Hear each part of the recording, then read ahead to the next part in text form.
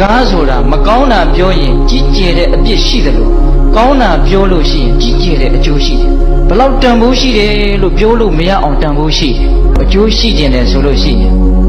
စကားပြောတဲ့နေရာမှာပုဂ္ဂိုလ်ကိုကြည့်ပြောပါအချိန်အခါကိုကြည့်ပြောပါမာနတွေဒေါသတွေနဲ့မပြောပါနဲ့ဟုတ်လားပြီးတော့စကားတွေမများပါနဲ့စကားများလို့ရှိရင်အပြစ်၅မျိုးရှိတယ်တဲ့ဗျာ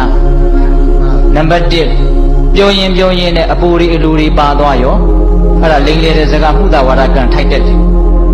ပြောရင်နဲ့ကိုပြောနေတဲ့လူနဲ့ကိုနဲ့ကိုမင်းနဲ့ငါနဲ့ကပူပြီးတော့ရင်းနှီးတယ်ဆိုတာကိုသိသိချင်းတော့ဖိုးလူရဲ့အပြစ်ကိုပြောရင်းနဲ့ဂုံစကားတွေလည်းပါသွားတတ်တယ်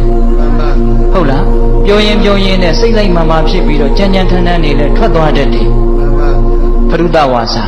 နော်နောက်ပြောရင်နဲ့အနှစ်သာရမရှိတဲ့စကားတွေပါသွားရောညာတော့ပြင်တော့အနှစ်မရှိတာတွေပြောကြတာများပါရဲ့ဟုတ်လားအဲ့ဒီလိုမှုတာဝါဒပိတုဏဝါစာပရုဒဝါစာတန်ဖပလာပဆိုတဲ့ပြစ်မှုကြီး၄ခုကိုလွန်ကျူးမိတတ်တဲ့အတွက်ကြောင့်